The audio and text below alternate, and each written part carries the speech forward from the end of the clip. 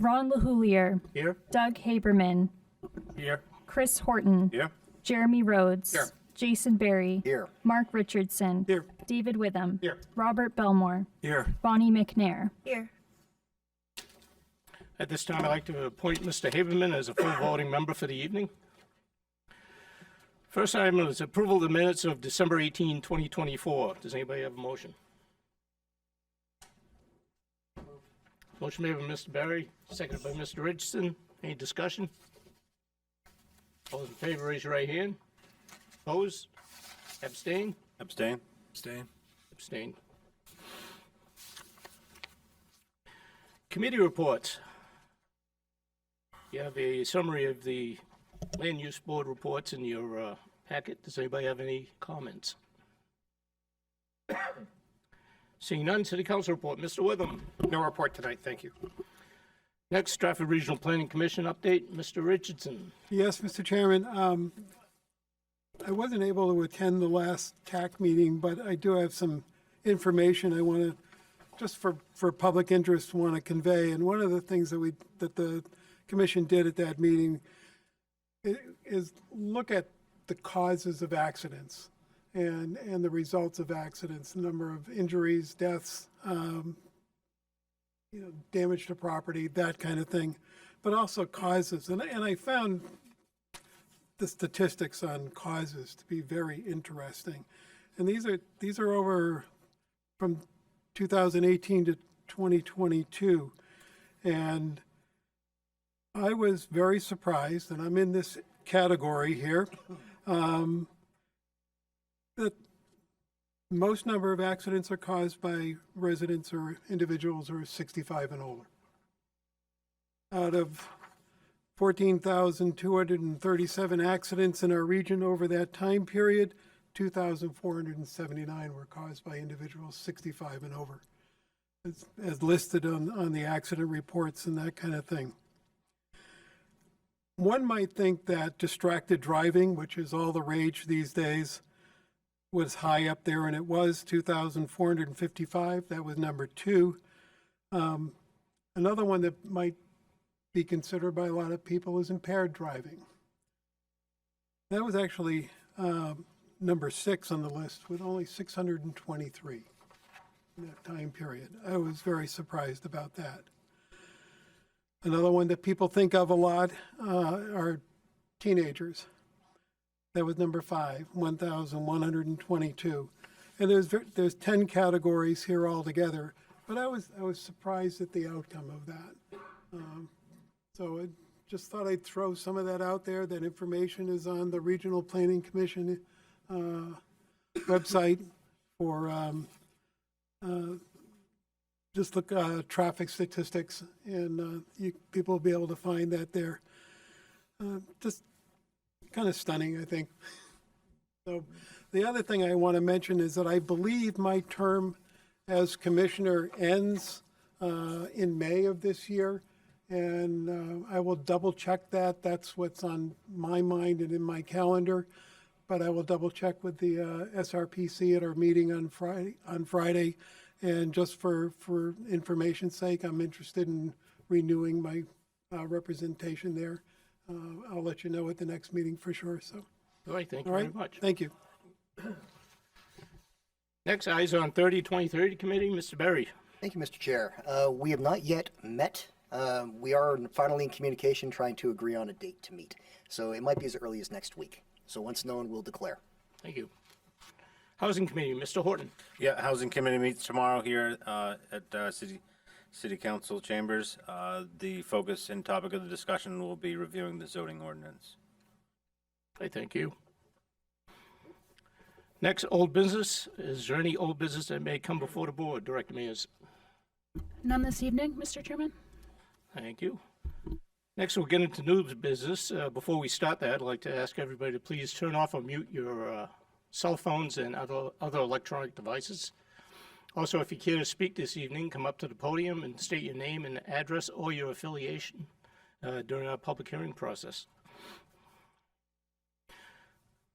New business, item 4A, Manheim Remarketing Incorporated is seeking site plan approval for a wholesale vehicle auction automobile sales business on a property located at 221 Route 108 in the Commercial Industrial CI District, Assessors Map 45, Lot 20, Site number 26/2024. Director Mears, anything to add? Yes, thank you, Mr. Chairman. The applicant is proposing to use the existing developed site for weekly wholesale vehicle auctions and associated vehicle maintenance. The existing garage will be used for the vehicle maintenance and auctions. The main building will be used as the auction office. The site was previously used for automobile sales and repair garage, which was built in 1996. This did have to go before the Zoning Board of Adjustment. Vehicle auction site is not listed as a zoning ordinance per section 19(4)A permitted uses, and any use that's not listed shall be prohibited. So they did get a variance for this use. The Zoning Board of Adjustment granted the variance to allow a use not listed in the table of uses, automobile auction, with the following conditions: that the planning board review and verify adequate screening around all abutting residential uses, and that the planning board address the flow of traffic, delivery truck in and out of the site. This did go before the Site Review Technical Committee in November and in January. The applicant did update the plans to address concerns regarding a landscape buffer. They brought in a landscape architect. The landscape plans are drought tolerant, so there will be no irrigation as part of that, just for your information. And they did provide an updated traffic memo. These plans are complete and ready for the planning board to review. Entertain a motion to accept the application. So moved. Mr. Horton? Motion made by Mr. Horton, second by Mr. Berry. Discussion? All those in favor, raise your right hand. Those opposed? This time, I'd like to invite Mr. Stoll to make his presentation. Thank you, Mr. Chairman. Board members, Bob Stoll at Tritech Engineering, principal in Dover, New Hampshire. This evening, we have Dave Carlucci from Manheim is here, as well as Josh Lanzetta from the law firm of Bruton and Barabee. Josh took the project through the zoning board process, so if we've got any questions regarding that, he's the guy to talk to. If we've got operational questions, Dave can certainly chime in. When we started this process, I didn't know much about the automobile auction process. Can't say I know a heck of a lot right now, but more so. This is a project we've been involved in. We did the original design for what at the time was Somersworth Auto back in 1995, constructed in 96, 97.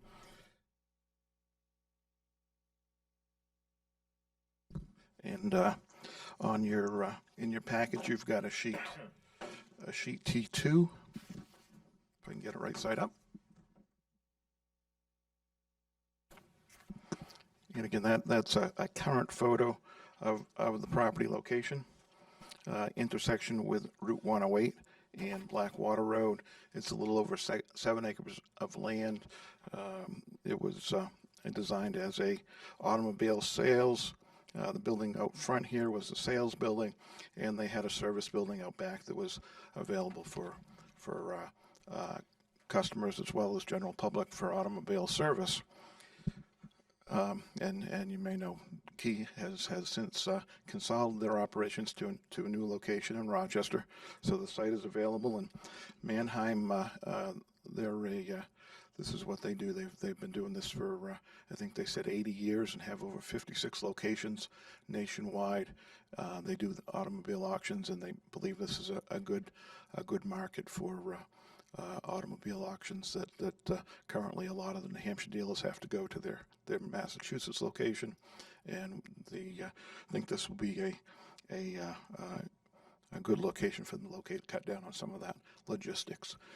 So again, our project really doesn't have a lot of infrastructure associated with it. To revisions, I think most of the conversations have been around, again, landscaping, making sure buffering was adequate. We do have a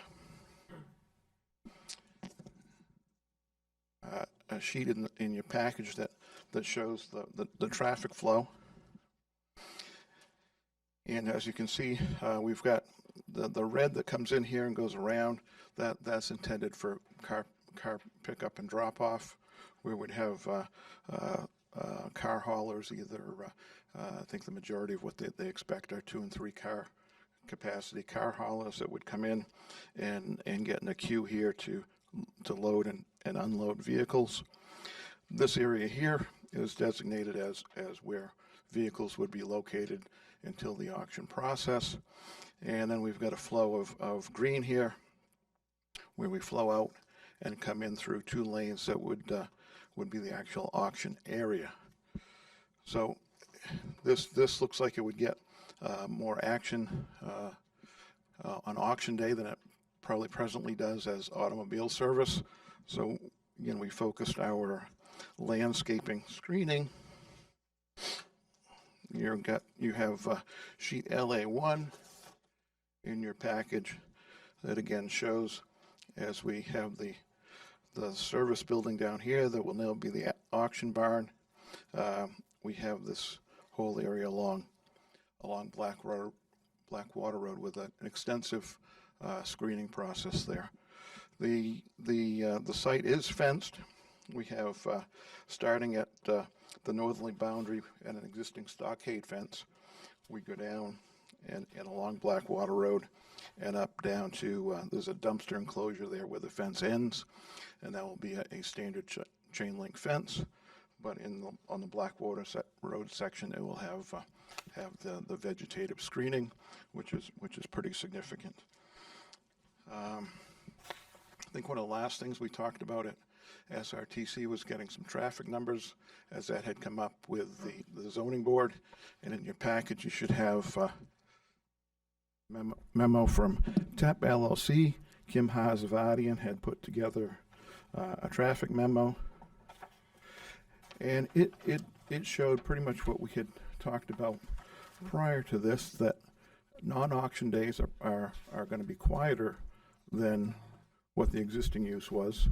That he actually shows that the top line non-auction days, weekdays, would the daily trips would be actually 97 trips less than current. But again, the expected heavy traffic day is auction day, which at this point they've got scheduled as Thursday afternoons from 1 to 3 p.m.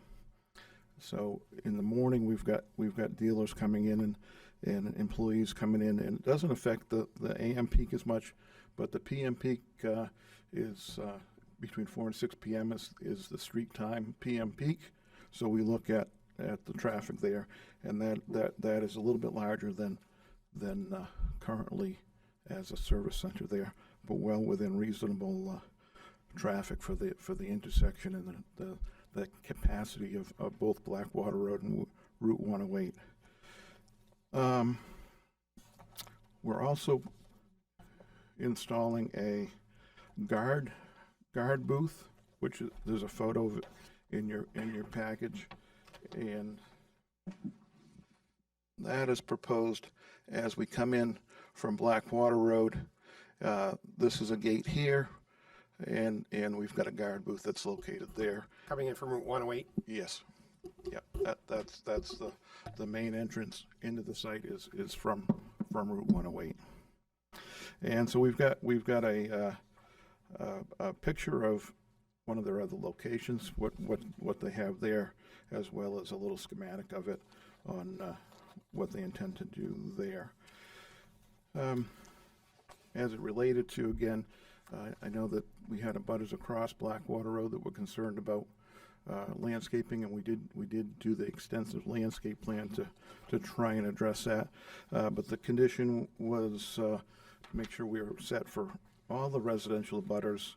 So we did do a series of photographs that we included in your package that show that really that's the Blackwater Road area is the area that if we needed to do some screening, that was the spot to do it.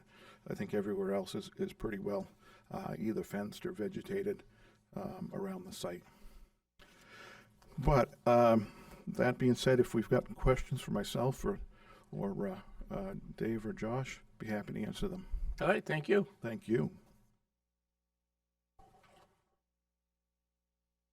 This time I'd like to open the public hearing.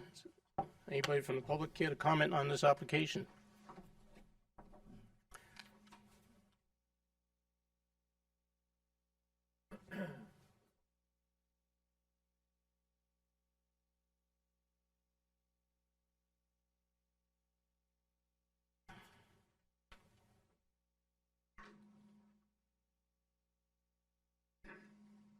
Hello. My name is Robert Hill. I live on Blackwater Road, across from what was the service center. In the plans, or when his presentation, he had mentioned something about access to Blackwater Road from the site, or is it strictly going to be 108? Because originally it looked like when we came for the zoning board meeting, they specifically said that they were just going to be accessing the site from Route 108. Our concern has been traffic coming on to Blackwater from the auction. Also, from the site plan, it looks like the cars will only be parked in paved areas. That's a concern that I just don't want it to be like an overflow into some of the open areas that are on the site. Okay, thank you. Anyone else care to comment on the application? Director Mears, is there any correspondence? None this evening, Mr. Chairman? Okay, thank you. Seeing none, close the public hearing. I don't know if you can answer the question about the zoning board, about Yes. access to Blackwater Road for the Yeah, butter. I think Mr. Hill had a couple of questions. One was the parking on paved areas, and that is noted on the plan that as in all these situations, that the vehicle display, vehicle parking is only on paved areas. There won't be any overflow parking. The access, my understanding was that it was discussed at zoning board, but they left the ball in your court to decide if there were flow issues. Is that how? That's what I understood as well. So what we in one of our memos, we addressed this not in the traffic, but one of the TriTech responses when we talked about this was the fact that again, let me see if we go back to the flow plan here. Certainly the concept is to come in off of 108, but this is certainly the easier exit for particularly vehicles with trailers if they're picking up. That gets us to a lighted intersection here down at Blackwater Road and 108. We think is a much safer scenario. As well, we did talk with staff about the fact that in the event that the upgrades do happen to 108, we are going to have a raised median in here, and it would really make things challenging for that to be our only access point. So that was my understanding that it was talked about at zoning board, but they had left it in your paws to figure out if we're on the right track. Mr. Witham. Thank you.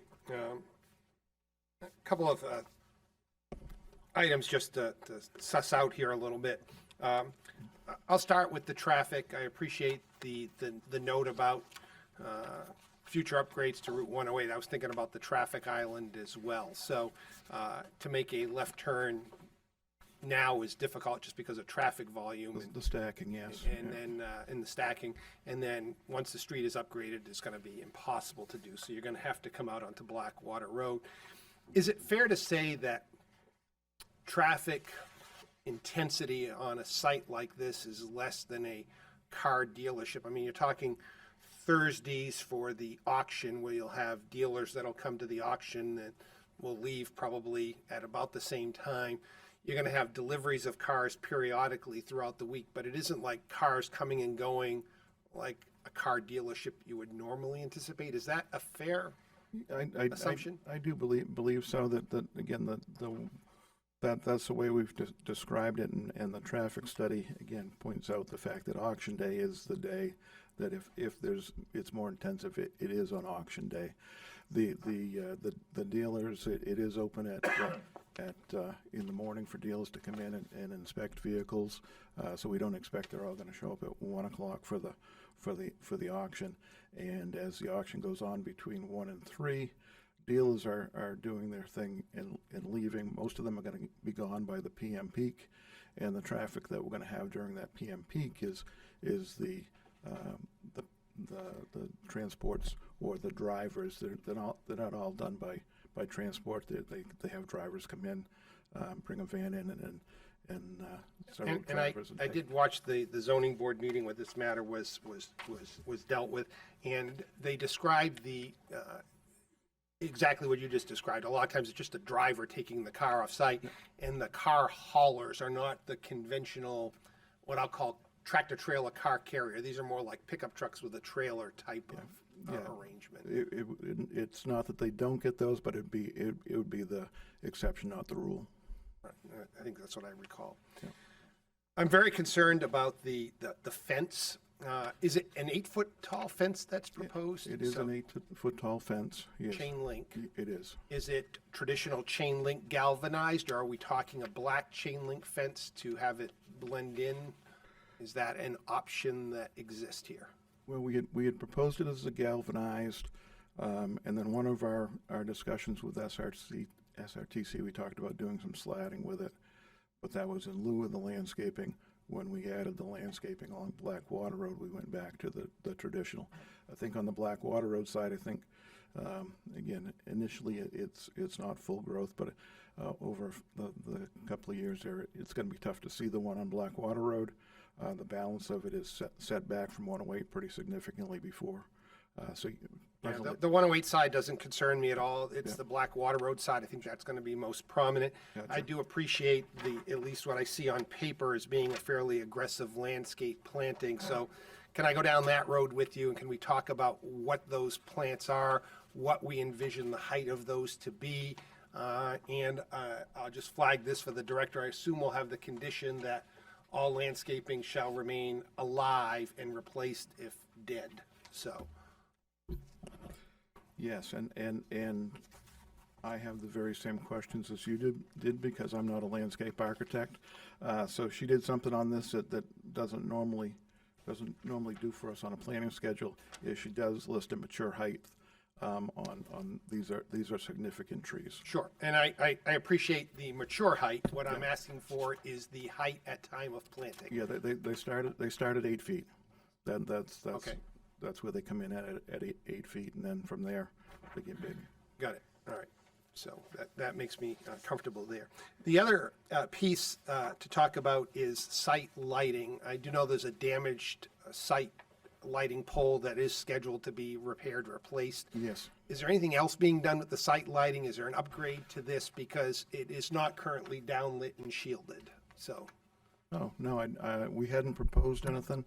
I didn't notice that we had. There appears to be like a bubble that comes out of the bottom of the light fixtures there, which would suggest to me that's certainly not downlit or shielded. So typically we have a condition of approval that lighting will be downlit and shielded. So there may be a lighting upgrade necessary if staff determines that those lights are not downlit and shielded.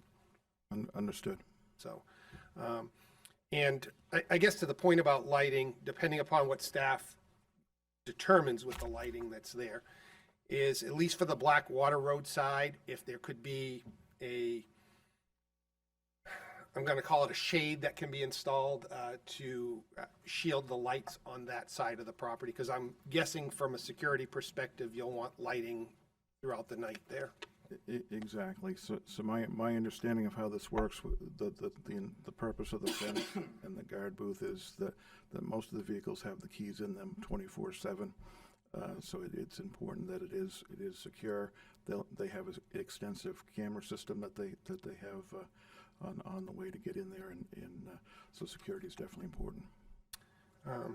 We discussed the Route 108 upgrades potentially within the next 5 years, maybe, if we're lucky.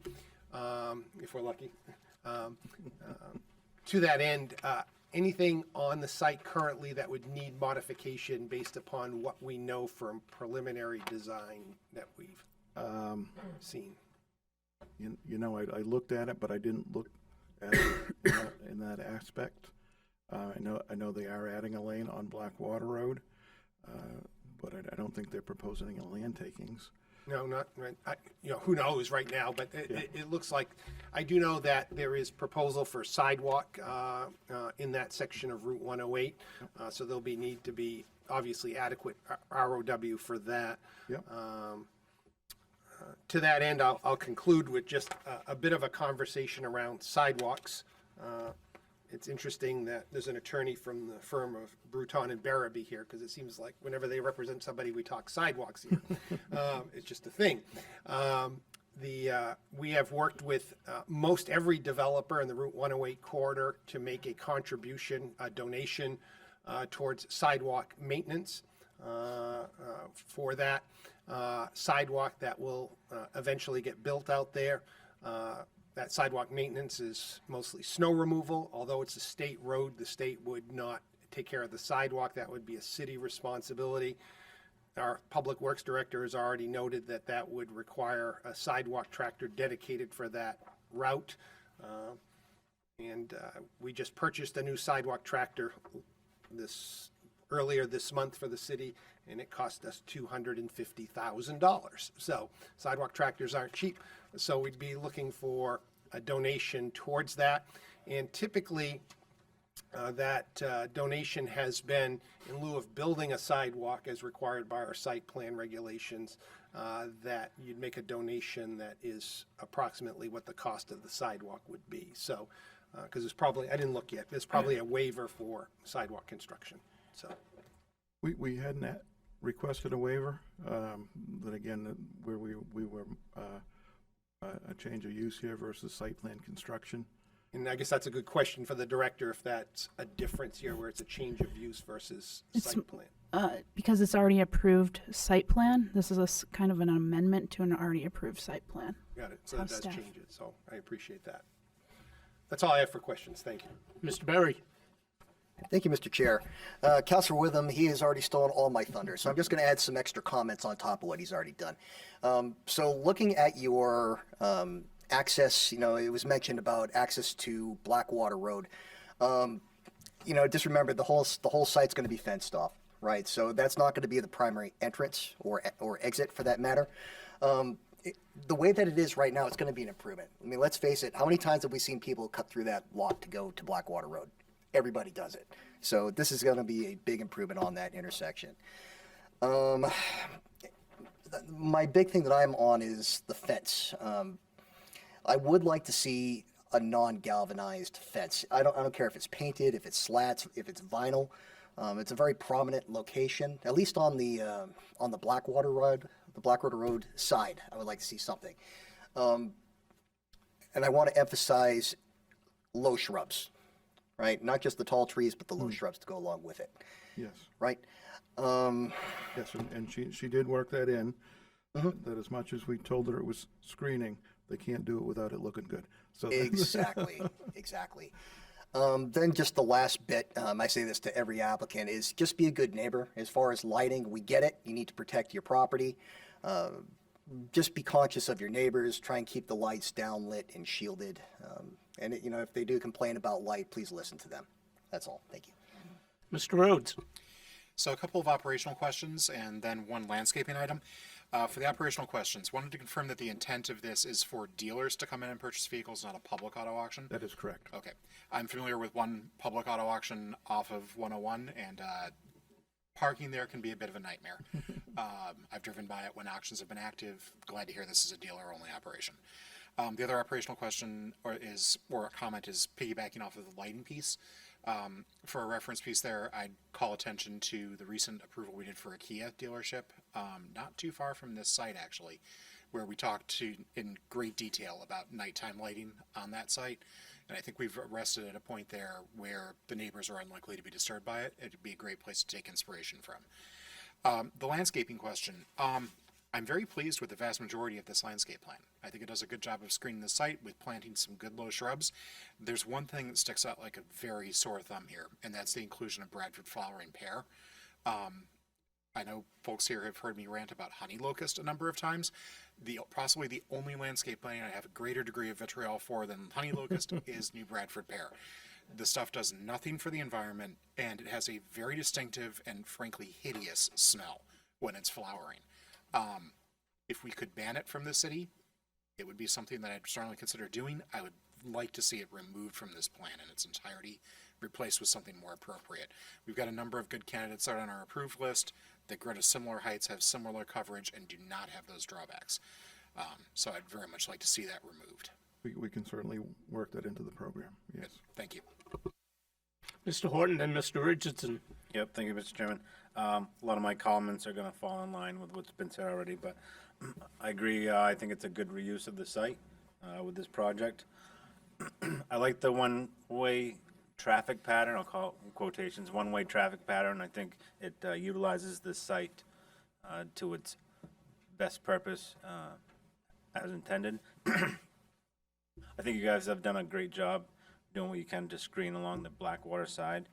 I think the heartburn here for me too is the fence piece along Blackwater.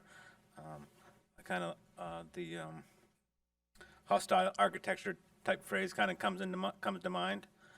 I would be in favor of like a black vinyl or maybe a better looking fence, some way to spruce that piece up. I do appreciate the effort put into the screening and buffering along that roadside. I think lastly, I would defer to Mr. Rhodes on planting types and follow his lead there. And then lastly, the lighting piece, if we can just update and make sure lighting is downlit and shielded, I'd be in favor of that as well. That's all I got. Thank you. Thank you. Mr. Richardson. Yeah, thank you, Mr. Chairman. One thing I noticed, the gate off of 108. I think anybody who goes by an auto dealer of any kind at night, from time to time, sees people driving through a closed dealership, checking out cars, something that, that I noticed many times at the previous lot owner, the operation that was there, driving by, there'd be people out there checking out the used cars and that kind of thing. The gates on Blackwater Road are nicely placed, but the one there off of 108 still allows admission into the lot. Coming in off of 108, you just turn right where the showroom would be, and you got access to any other place there. I'd really like to see that gate moved up. Yeah, the area out front, there won't be any car storage there. I realize that, but it still gives you access to everything else on the inside. Unless I correct myself, because I do notice gates there along those, Yeah. I'm good with that. It's meant to segregate the back Yeah, portion. okay, And I yet- just noticed those other gates, so, It'll allow vehicles to pull in off of 108 without hanging out in Blackwater. yeah, et cetera. and that's my concern. I mean, any facility is concerned about security, but that also generates a nuisance for people who are living across the street with noise and things like that. So my concern was access to where the vehicles would be stored, but as I just got that out of my mouth, I saw the other two interior gates, so that cuts that off. So wipe that off my mouth. Thank you. Thank you. Mr. Witham. Thank you. Just as I'm listening to my fellow board member comments, I think we're acquiescing around a couple of things here. I would consider them relatively minor, but I think it is going to require the applicant to let us know if willing. One is the substitution of the shrub that Mr. Rhodes spoke of. If the applicant is agreeable to that, maybe something from our list. I'm seeing a head nod there, so whatever we need to do in our final motion to reflect that would be important. And the other seems to be around the fence along Blackwater Road. I think if I'm reading the room correctly here, there's an understanding that it needs to be there, but I think there's a desire for it to perhaps be vinyl coated black versus the traditional galvanized. I don't think we're looking for that around the entire property, but at least along that Blackwater Road side. There perhaps is a cost element to that. I can't imagine it to be exorbitant. I don't know. But I think it would help to, I'll use the term, hide it in plain sight a little bit better. So just willing to see if the applicant would be agreeable to that change. Hi, Josh Lanzetta from Freetown Breby. The applicant is fine with, so the intent of that fence is security. So as long as we have a galvanized substructure, if it's painted or coated black, we're fine with that.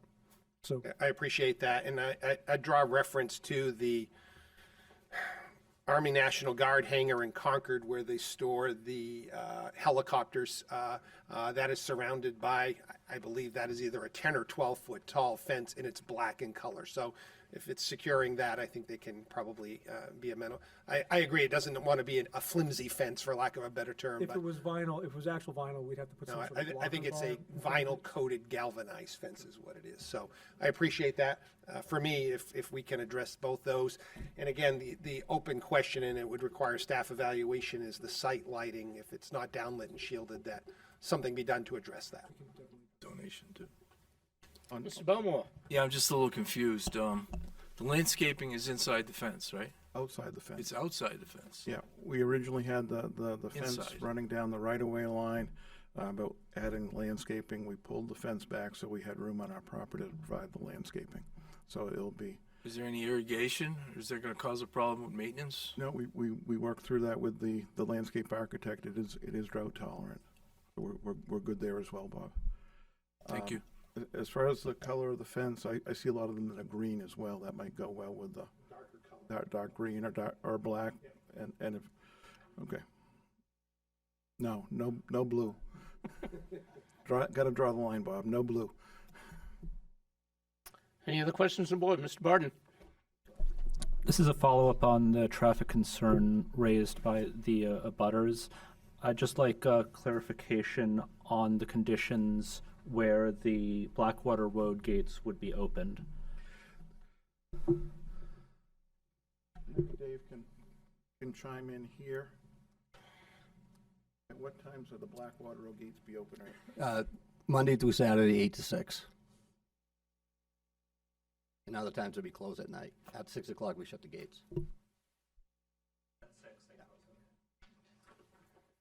Any further questions on the board?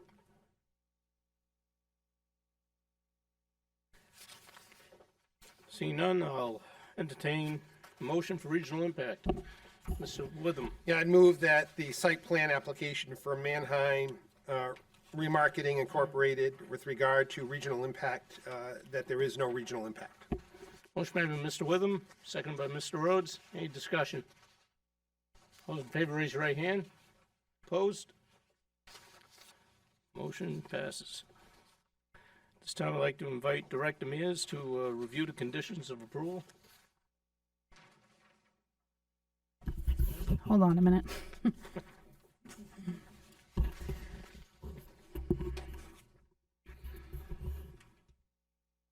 All right, under plan revisions, there would be an update to the staff memo regarding the comment for the pair. Is the pair? Callard? Bradford pair. That would need to be updated.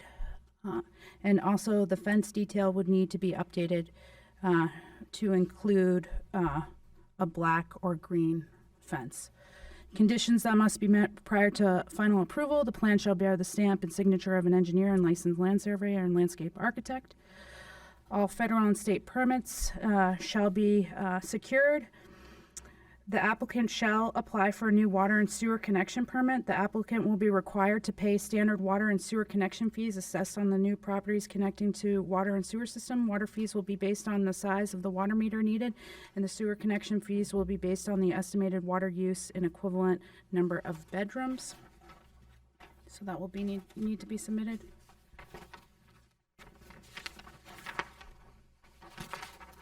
Landscaping survival surety will be required. 10% of the total cost of landscaping, or a minimum of $500, whichever is greater, shall be held for a period of 2 growing seasons to guarantee the survival of the landscaping installation.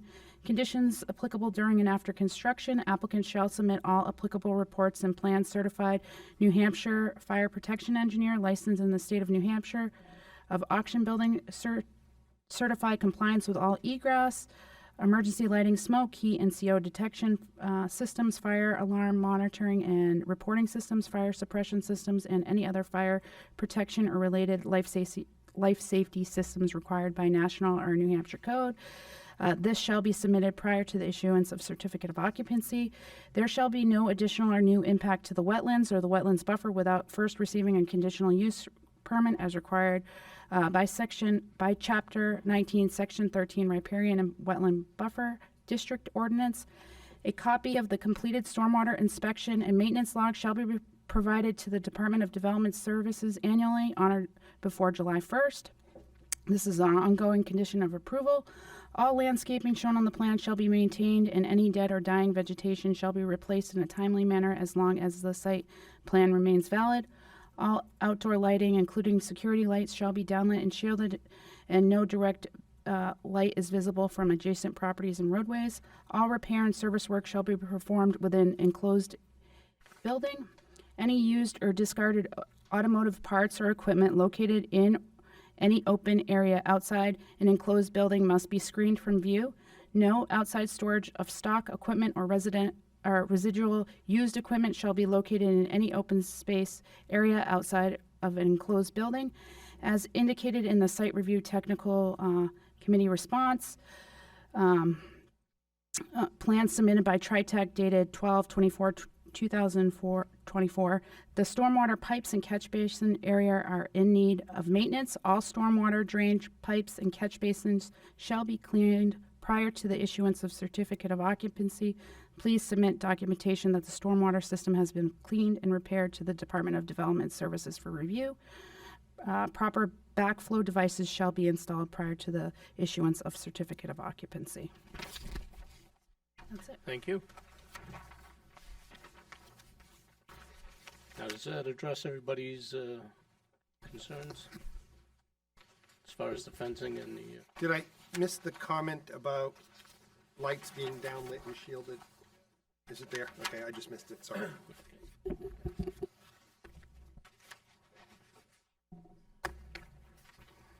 This time I entertain a site plan motion?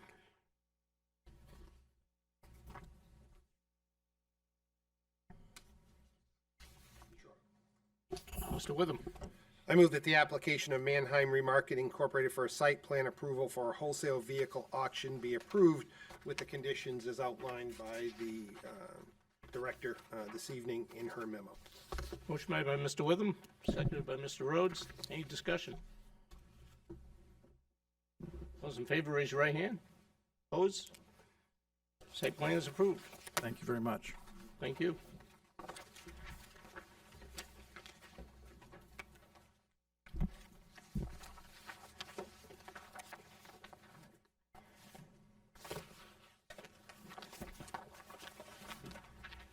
Director Mayor, is any new business that may come before the board? None this evening, Mr. Chairman? We'll move into workshop business. Director Mayor, take it away. Yes, thank you. Planning technician Dana Crosley has been working on some updates to the zoning ordinance and the site plan regulations to adhere to new state RSA changes. The first is Chapter 19 zoning ordinance amendments. I did provide an updated memo. We actually met with the city manager regarding language, and we updated it tonight. So there's a few changes to that.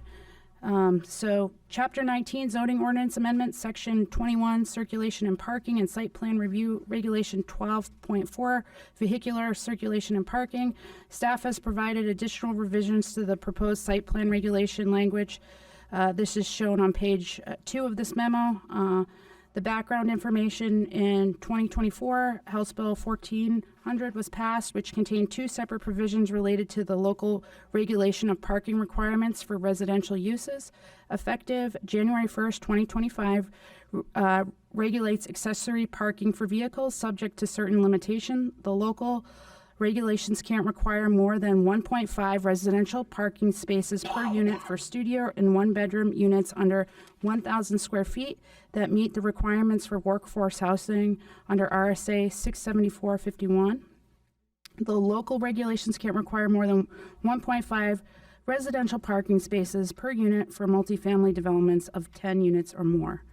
Effective as of July 1st, 2024, creates a provision for the planning board to review and approve alternative parking solution, which is not limited to a specific type of residential use such as multifamily developments, nor does it require anything more than the applicant meet the anticipated demand for proposed residential use. Staff is proposing the following amendments to the zoning ordinance and site plan review regulations. And it's on page 2 of the memo. The planning board can request third-party review under RSA 676 4BI of the applicant's proposed alternative parking solution. And the planning board shall have the authority under RSA 674 16A to approve residential uses with alternative parking solutions which may be inconsistent with the requirements of their zoning ordinance. If the planning board supported these proposed zoning changes, it would be recommended the changes to the city council and the site plan review revisions. The board should schedule a public hearing for public comment and vote on the proposed amendments.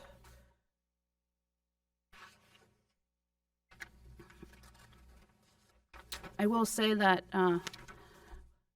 a few years back, we did take the parking out of the zoning and gave the authority to the planning board, so I think we were already sort of ahead. This just makes it more in line with state statute.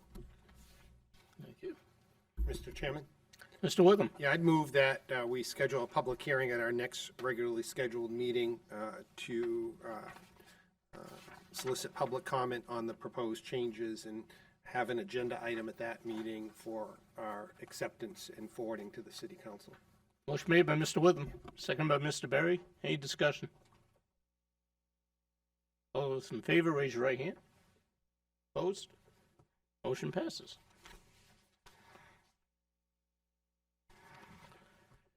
Communications. Oh, okay. Sorry about that. Chapter 19 zoning ordinance amendment, new section 34, home-based childcare. House Bill 1567 was passed and became in effect as of 9/24/2024 and altered RSA 672(1)V, the home-based childcare statute, to allow for home-based childcare as an accessory to the primary residential use by right or conditional use permit. The following amendments have been drafted for discussion. Revisions. Planning is proposing to create a new section 34, home-based childcare. This section would outline the proposed purpose, provided definition of key terms, create home-based childcare application, and outline the criteria and condition. We'd also revise the table 4A3, table of uses, accessory use, to revise the terms used to be consistent with state terminology from child care home to family child care and group child care home to group family child care. Update that accessory use is permitted in all districts. Update note 6 to attach to the new section 34. Revise section 25 definitions to update the terms and definitions for family child care and group family child care to be consistent with the new proposed language in section 34, in addition to add a definition for daycare facility, which is not currently addressed in the zoning ordinance. So that's... If planning board supported these proposed changes, it would be recommend the changes to city council. Mr. Witham? Maybe is the answer. State law says by right or by conditional use permit. And the revisions that you're proposing are suggesting that it be provided by right, not by conditional use permit. That is correct. And the reason for that is it is by right, it is allowed. So the conditional use permit would just be an exercise to go through the planning board. So it would, there could be two different ways that you approach it. You could have a conditional use permit for home-based childcare, or just let staff do it administratively.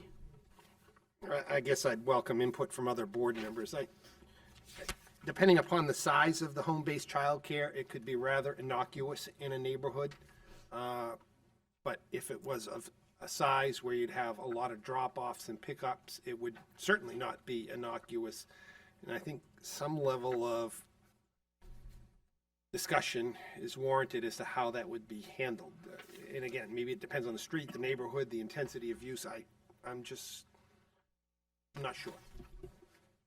Mr. Rhodes? Yeah, I'd agree with that. The childcare group family designation on here, you could theoretically have up to 17 children involved in one of those facilities for at least 5 hours of the day. And I'm thinking about neighborhoods like the one that I live in. If one of the houses on Garden Street or Fremont wanted to put in a facility of this nature, it could cause some pretty significant traffic issues. So I think attaching this with a conditional use device would make sense.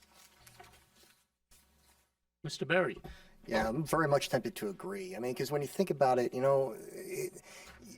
when you look at, say, schools, for example, you have certain signage, is there going to be expectation that there has to be signage that, there are children crossing, speed limit changes?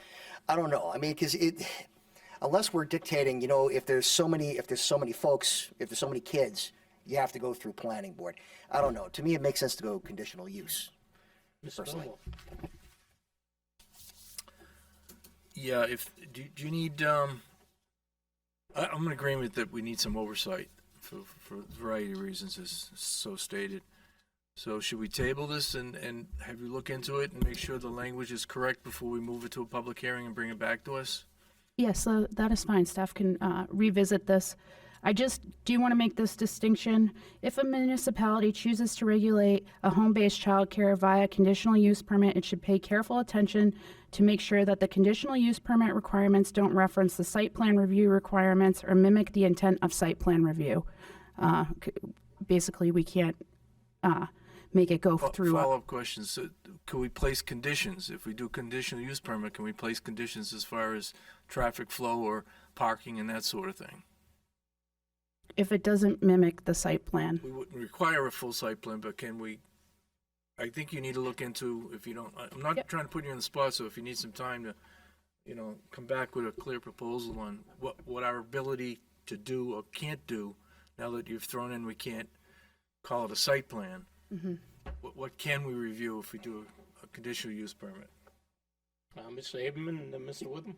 Yeah, I got a question for the board that I'm maybe unaware of.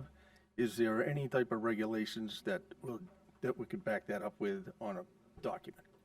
So as far as daycare, so there's got to be regulations somewhere in the state that has something about daycare that we could follow up on.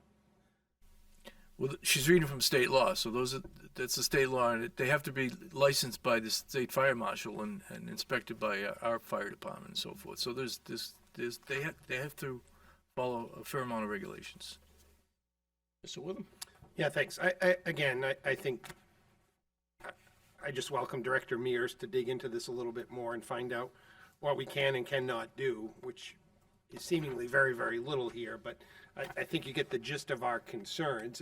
I'm not worried about the physical structure at all. There's fire regulations and all of that will handle that. It sort of impacts to the neighborhood. And again, I think sometimes it would be innocuous. You won't even know it's there, but other times it could be rather evident, depending upon the street and the intensity of use. And I just wanted to say, I understand the rationale for the state perhaps changing the law to reflect this. Childcare is hard to find. If you do find it, it's certainly terribly expensive.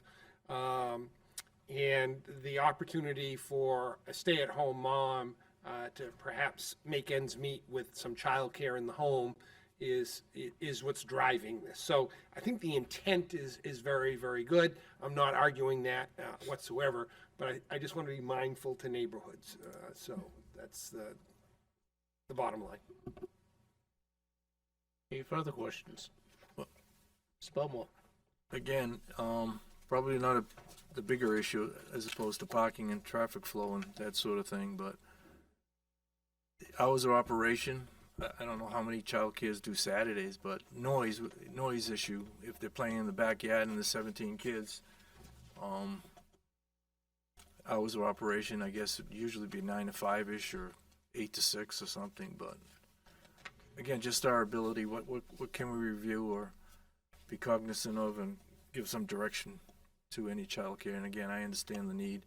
There's been people in here to talk to council committees as far as lack of childcare facilities in the city and in the region.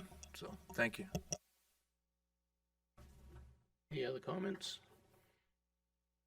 Does anybody have a motion as to this proposal? I don't know that we need to table it, because just Send it back. send it back from. Director? Okay. Next item, Director Mears. All right, the next item, Chapter 19, Zoning Ordinance Amendment, Table 4A2, Religious Uses.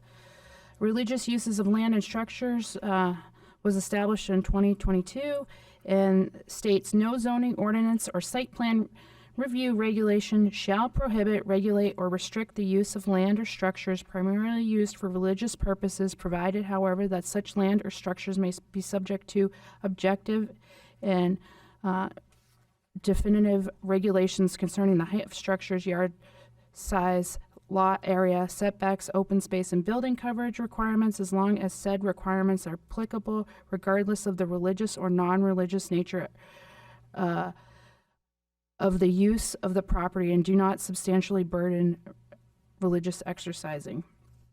So this zoning amendment proposal would update Table 4A2 to allow places of worship and related religious facilities permitted in all zones within the zoning ordinance. If the planning board supported these proposed changes, it would be recommended the changes to go to city council. Mr. Witham. I'm on board with this, but does it effectively change anything? I know, as we talked about Attorney Bruton earlier, he was before us with, I'm going to say it was the Next Level Church on Route 108, but I might be wrong there. And he cited some regulation at the time, I think it was called RILUPA. Don't ask me what the acronym stands for, but it allows by right religious facilities in any zoning district. So I think we've always done this, so is this just memorializing what we've always done? Yes, that is correct. Within the table of uses. I'd move that we schedule this for a public hearing at our next regularly scheduled meeting and be prepared with an agenda item to forward it to the city council. Motion made by Mr. Witham, seconded by Mr. Barry and Mr. Richardson. Any discussion? Mr. Richardson. I just wish the wording of this under the background with provided being the operative word there, the language that follows that provides guidance, and that's what the one before it doesn't do. So I'm curious as to why they put that in one and not in the other. So just my thought. Any other discussion? Those in favor, raise your right hand. Opposed? Motion passes. Next item, Director Mears. Yes, so the next item, Chapter 19, Zoning Ordinance Amendment, Section 3, lots split by zoning districts. In the city of Somersworth, there are over 100 lots that are split between at least 2 different zoning districts. It was identified that the zoning ordinance does not specifically address this circumstance, and if this use can transcend over the zoning district boundary. Staff reviewed ordinances from Rochester, Dover, Portsmouth, Durham, and Concord. Staff is proposing to add new language to Section 3 as follows. Lots split by zoning district boundaries, where the boundary lot line of a zoning district divides a lot in single or joint ownership at the time of passage of the ordinance establishing the boundary line, the following provisions shall apply. The uses and other standards for either district may, at the option of the owner, extend beyond the zoning boundary line up to a maximum distance of 100 feet from the zoning boundary line for any area in which this allowance is used for any period of time in which this allowance is used, that the area shall be treated as if its zoning designation where the zone that is being extended. Overlay district, the provisions of this section shall not apply to the overlay districts. This came up because there's been a number of projects that have come before the zoning board where there's a split lot in the RC zone. There was recently a storage unit project behind the Dollar Tree that came before the zoning board. That was in a split lot. And then also the pickleball, that is also in a split lot. Stratford Regional Planning Commission helped provide information using their GIS to identify the number of lots that are in split zones, and there's over 100. So this is just getting the city in compliant or in alignment with other surrounding communities. And within this commercial industrial district, a lot of those lots are deep lots, so this would be helpful. Any questions from the board? Mr. Belmore? So in the instances where it's split, do they have to get relief from the zoning board of adjustments? Is that what you're saying? If it's a commercial industrial and they want to do commercial and it's split, they can't just do commercial? They have to get a variance for the half of the lot? Correct. So this would allow it to extend 100 feet beyond where it's split. What if they need In the 200 zone. feet That would have to go back to the to ZBA? the ZBA. And what if it gets sold and the next owner wants to create an industrial use? And now it's, That, depending on the use, we'd have to look at the use and whether that's an allowed use. thank you, I think. Mr. Witham? I think I understand the intent, and I remember this coming up with the pickleball facility, and I did watch, was it zoning board with the dollar store or whatever it was. And I was thinking to myself as you were reviewing this, we got to have hundreds of these in the city, and we do. Imagine for a second, I'll just pick a place, the Firestone dealership, which abuts a residential neighborhood, which we've dealt with more than we would have liked. But imagine if they had a split lot that extended into the residential neighborhood and they were allowed to take that back an additional 100 feet. I think it would be even more impactful to that neighborhood than it is now. What I'd be interested in, I think I could be very happy with this if it were just commercial, industrial type of properties. But I think if the extension of that 100 feet is into a residential area, I think I have heartburn with it. I'm just ruminating out loud here. I'm just trying to think this through a little bit. Other comments from the board? Mr. Barton? Michelle, is there a de minimis exemption for a residual strip beyond, say, the 100-foot extension? Because it seems as though to me it would create a great deal of inefficiency if there were dual zoning between like a large lot and just a tiny strip of estate beyond that 100 feet. It would, yes, that's well put, Mr. Witham. It would create effectively a buffer that would have its own zoning treatment, and that might create actually a great deal of headaches without any such exemption. So currently there is no exemption. We do have buffer yard requirements for residential uses. So if there was, we'd have to look at the buffer yard requirement to see how far that is away from a residential use and where that line is. I think at this point, it might be helpful for staff to come up with some maps to show the areas that are split by zoning. Yeah, and it would also be helpful with that mapping exercise. I agree wholeheartedly, where that split zoning involves residential. Okay. It's probably quite a few, but it would be just good to know that. And maybe at the end of the day, I can land somewhere in the middle here, so it's not a bite of the whole apple, which we will choke on, but a bite at part of it, right? So. Mr. Belmore?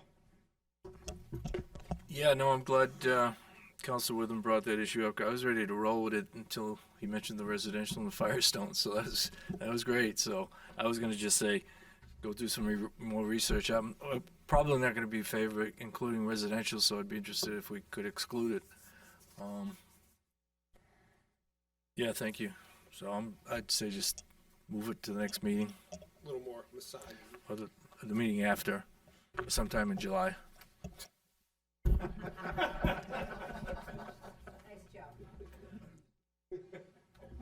Any other comments from the board? So no action on this evening.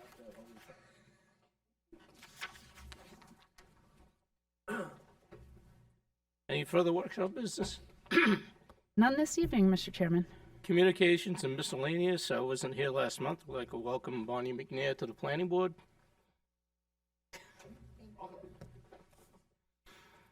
Anybody else have communications or miscellaneous? I have one, Mr. Chairman. Director Mears. We do have one seat at a site review technical committee meeting for a planning board member to sit, if anybody is interested. I know I've brought this up before. We meet on Wednesdays at 10 a.m., first and second Wednesday of the month. Just something to think about. So anybody who's interested, let the director know. And keep moving on up the chain. Anybody have a motion? Motion to adjourn. Motion to adjourn by Mr. Belmore. A second? Second by Mr. Barry. All those in favor, raise your right hand. Opposed? Thank you very much.